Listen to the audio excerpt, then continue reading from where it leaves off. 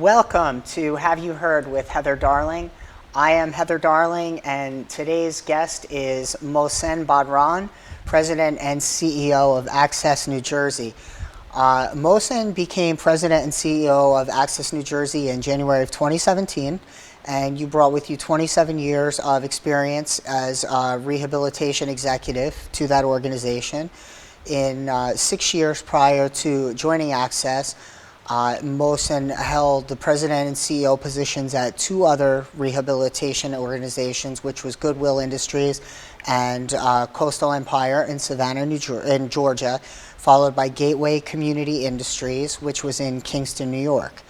And in these prior posts, Mohsen had served as a board member and other capacities working with government entities related to disability field and with private organization as well.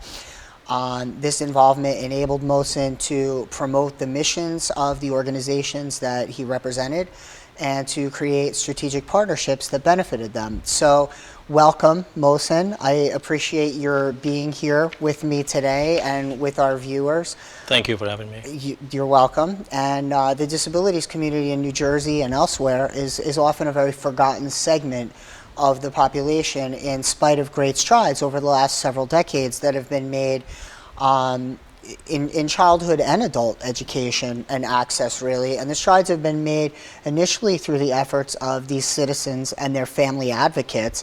And then member entities such as yourselves have gotten involved and now service the needs of the community.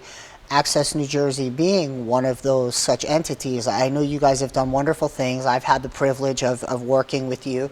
And you know, I know that you're a membership organization comprised of close to 40 service providers throughout the state. Could you explain a little bit to our viewers what it is that, as an entity, collectively as an organization and individually, they do for the disabilities community here in our state? Well, thank you for that, Heather. I appreciate the opportunity to be on your show. As you mentioned, ACCESS New Jersey is a statewide membership organization comprised of approximately 40 CRPs, which is the community rehabilitation services providers. They provide valuable services to people with disabilities throughout the state.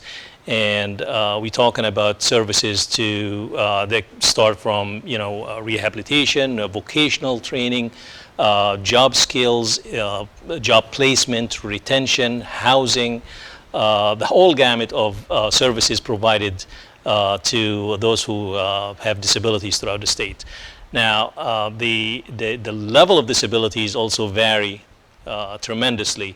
So we serve people with disabilities as far as mental disabilities, intellectual disabilities, autism, developmental disabilities, hearing impairments, and brain injuries, and autism. So there is so many different levels and kinds of disabilities. Almost just about everyone who has disability has a place to be served in one of our agencies throughout the state. Okay. So I just want to mention one other thing, that the services provided, it's all revolve, or our main level of service revolve around employment. We truly believe in the power of work.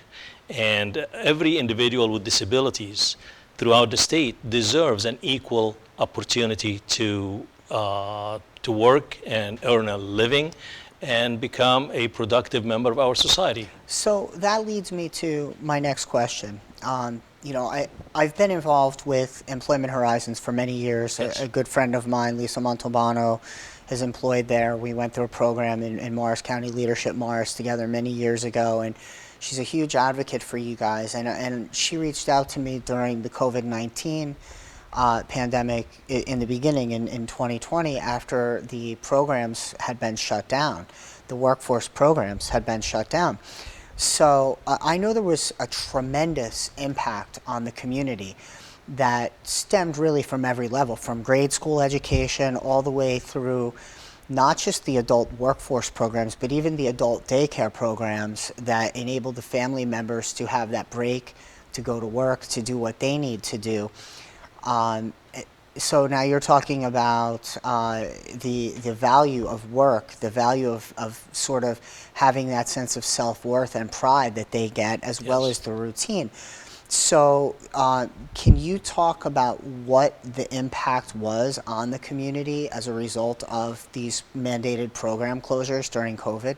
Absolutely. Back in mid March of 2020, when Governor Murphy declared state health emergency and lockdown, our organizations, our member organizations, were all closed, and it was the biggest challenge here that for our member agencies to tell people with disabilities who've been coming to their offices or their facilities, their sites for years, just to tell them that you can't come tomorrow. Right. That by itself is just a huge task that it's devastating to them. To many of them. Now, to individuals with disabilities, the work site to them, or the rehabilitation services, our member agencies, to them, it's not just a place for them to work and earn a living. This is the place to earn a living, to receive, valuable services, but also it's a place for them to have social interactions, friendship. Many of them, that's their life. They look forward every morning to that, to the time that they get back to their friends and their people they know, and they like to be around.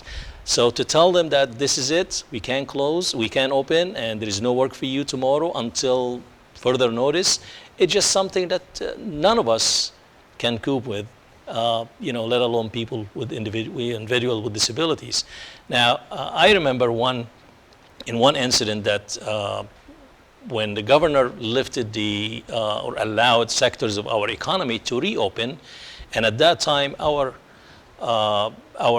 agencies remain closed for logistic reasons, and an individual with disabilities called his counselor and on the phone, and just basically saying, my brother works in a factory and he's allowed to go back to work every day.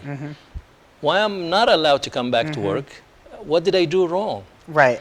There is an emotional impact here on them, and very, very difficult for them to understand, that they are different than others, or why they should be not allowed to work. Well, and of course that's a question that still has to be answered, and probably won't be for some time, as to why, when manufacturing facilities were allowed to remain open in other sectors, as you said, that the disabilities community that has the ADA is designed to protect these people that normally are underserved and have been in the past prevented from having meaningful opportunities that other individuals have had, why the government was permitted to do this thing to this group of individuals that wants to and so badly needs to for their own individual therapy and well-being, as well as that of their families and their safety, the safety of their families, for them to be able to continue to go to work. And that question remains unanswered. I mean, fortunately now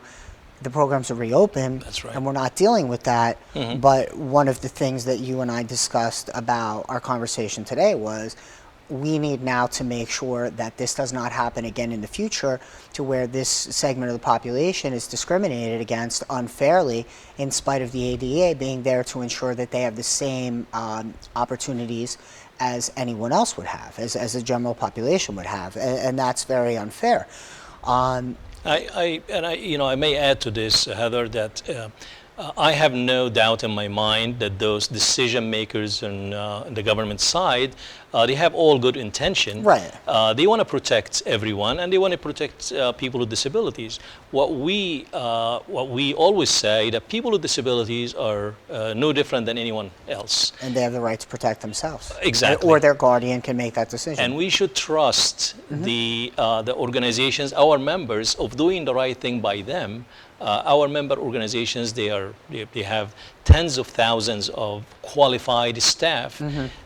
all what they do for a living is just to protect people with disabilities and Right. make sure that they are safe and they receive the right service at the right time. And having been in your facilities, I know that the cleaning codes and everything else were up to COVID standards prior to COVID. Yes. They've always been implemented that Absolutely. way in order to make sure that the environment remains safe, because members of the population are prone to certain type of illness and they want to make sure that they're protected. And certainly people that are prone to certain illness could stay home and could go through the program in a different way, which I'll talk to you about in a little bit. But in the meantime, to allow other people that are not predisposed to certain conditions such as COVID to come into what's typically a very sterile environment to begin with and still be productive.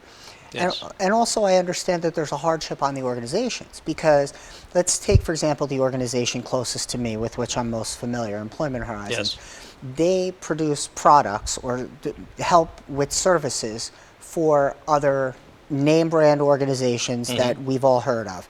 So without doing a commercial for those organizations at this point in time, so let's say there's something that starts off in 2 pieces and it goes to Employment Horizons and it gets put together by the people that work there, Right. and then it gets shipped out in whole form to these other places that then sell it to the public or do whatever they do with Right. it. So now the members of the workforce at Employment Horizons are not allowed to come in, or any of the other organizations, they're not allowed to come in. So there's a contract between Employment Horizons and this place to take this good, these 2 pieces, and put it together and get it to this place so that they can use it and sell it to the public. Yet now Employment Horizons has to figure out how to do that without any employees. Right. So you're not only harming the members of the community, you're also harming the Access New Jersey members, and you're harming the end user of the product, or the person that markets the The product whole to the end supply user. chain is affected. Mohsen, we have to take a break, so Sure. when we come back, we'll pick up Sure. where we left off. Okay. All right. Thank you.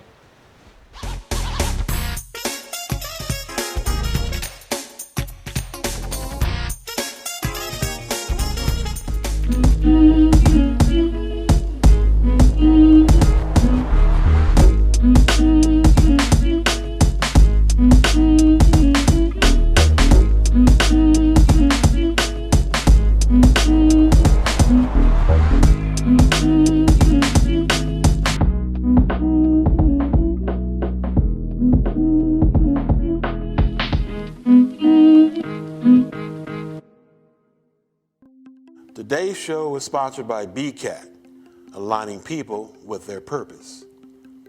The Brand and Cultural Alignment Toolkit was designed to bring teams into alignment around their collective purpose and inspire each member to become the best version of themselves in support of the people and communities they serve. Our science-based solution consists of instruments that measure and map and collective perception of your organization's North Star, and practical methods that help each member embrace and align with it.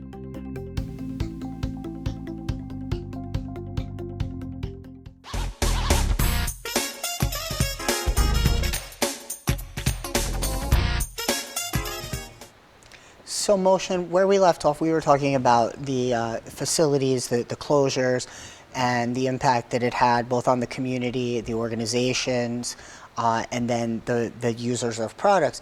What steps were taken by Access New Jersey members to reopen facilities after that mandate was lifted that said that they had to be closed, that the people were not allowed to come in that worked there?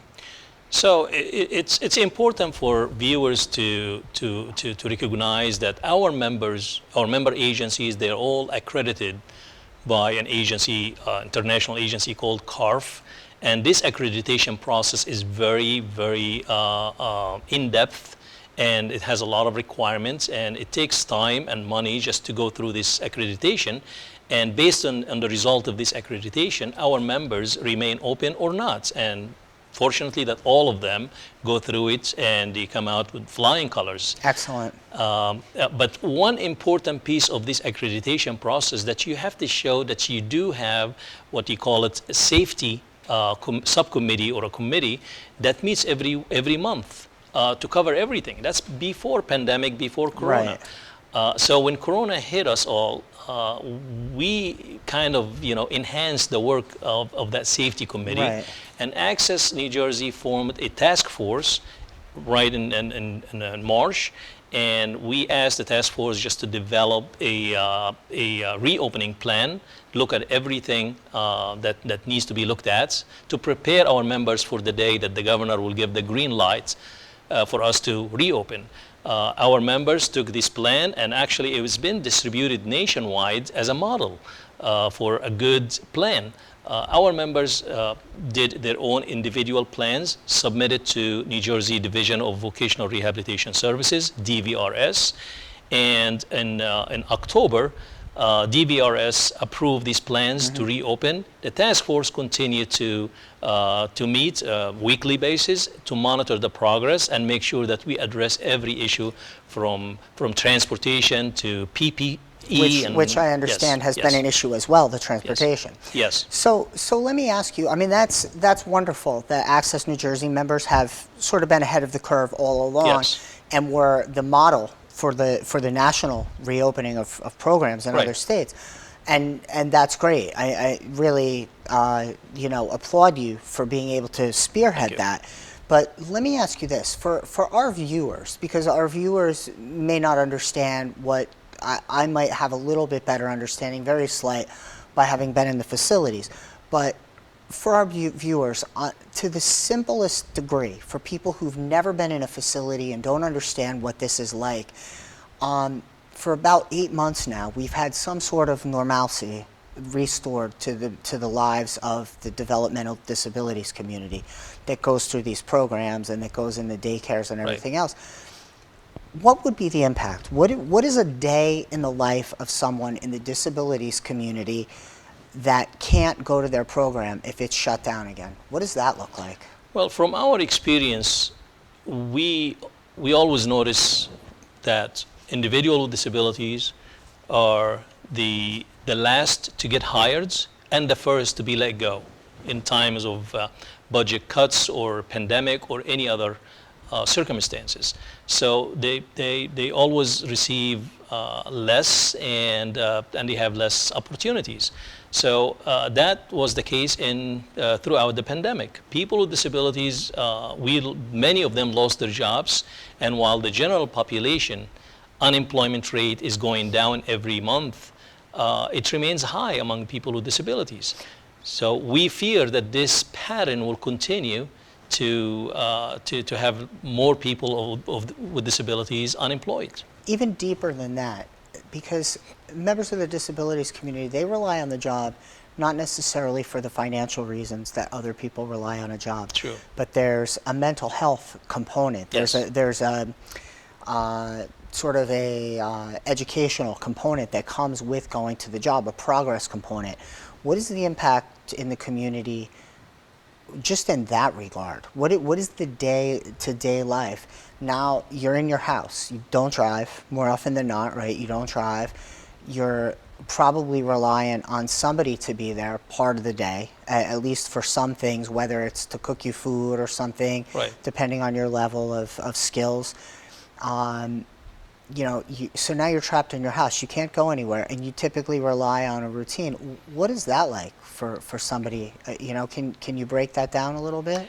Incredible negative impact. As you mentioned, it's not just the economic aspect of it, which is obviously very important, but also we're talking about the emotional impact, the social impact. Now they can't go out. They can't go out to see friends. They can't go out to the shop where they work. The general population had experienced a notable stress throughout the pandemic because we all had to stay home for an extended period of time. Individuals with disabilities, they experience similar and maybe deeper stress level, and we need just to be very mindful of that impact or that negativity that could affect them when we decide for how long and what is allowed, what's not allowed. So I would like to see us just being very mindful of that impact, as you mentioned, the emotional, the social, the intellectual interaction that they have with others. So dovetailing on that, during the pandemic, people in regular schools, in general population schools, were given technology to take home. They were given, if they didn't have Wi-Fi in their homes, internet service to their homes, they were given that for the purpose of maintaining their education. Now, the Access New Jersey membership programs had been placed online for them to utilize, and there's only about 3,000 people that are served, citizens that are served by Access New Jersey entities.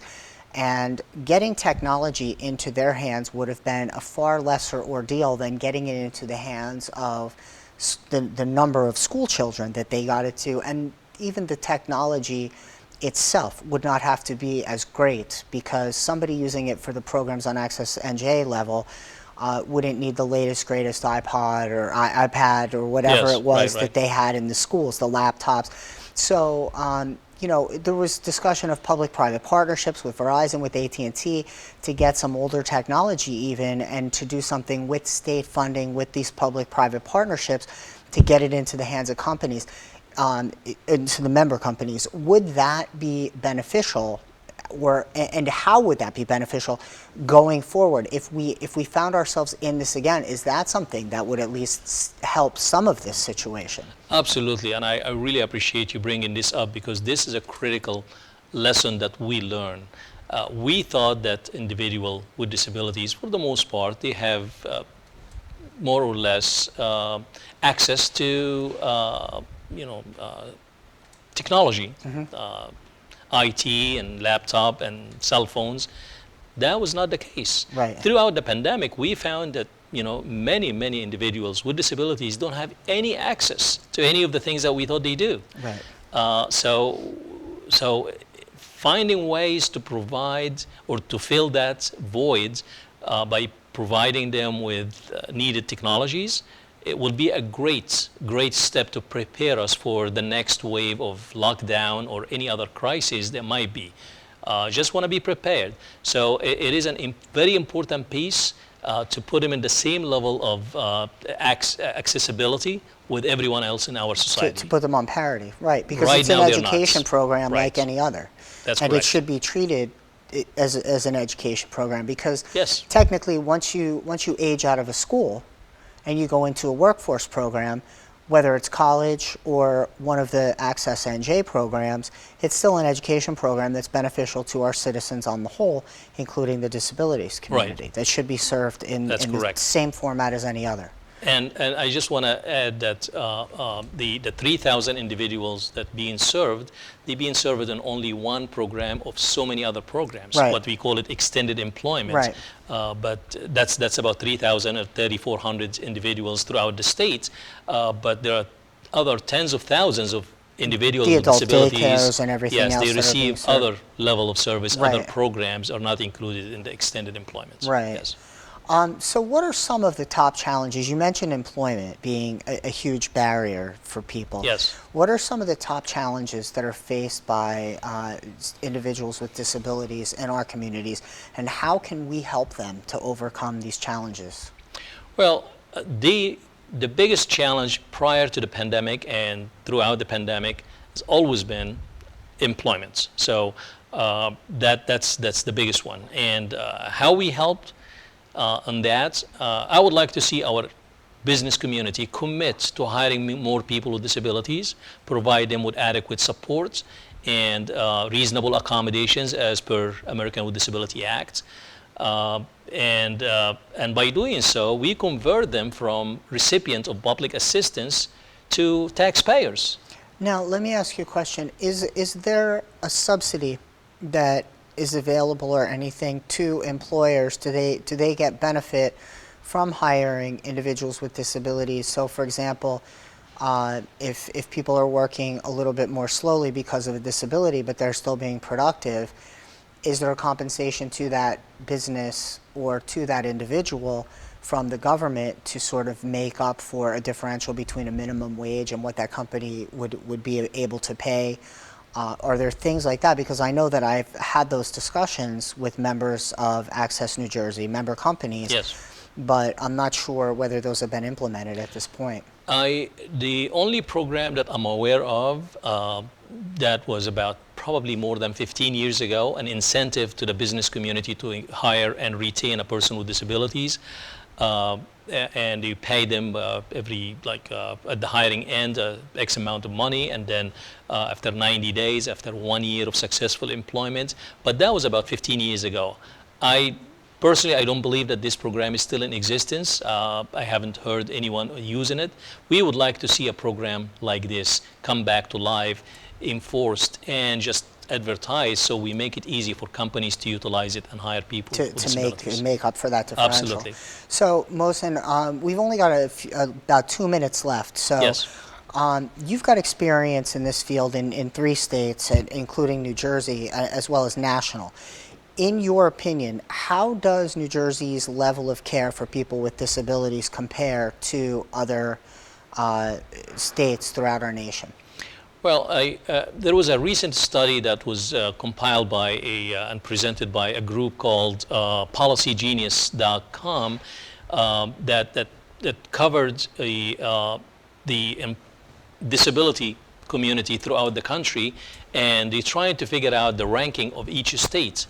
And unfortunately, state of New Jersey did not fare well in that ranking. We came number 35. So we have a lot of work to do. We have a lot of work to do, and they cover this specifically: employment, among other factors, but the top 3 or 4: employment, mobility, healthcare, housing, and transportation.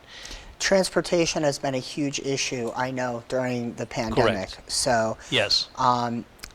Mohsen, I appreciate your being here today. I know we've got to wrap it up now. I may have you back on here because this is such an important subject, and I know from having visited the facilities how important it is to the people that go there every day for their jobs, how much they love it, how happy they are to show me what they're doing every time I go there. They're just, it's where they thrive. So thank you for everything that you do. Thank you very much for having me. I appreciate the opportunity, and I would love to come back again. Thank you. Thank you. Bye-bye.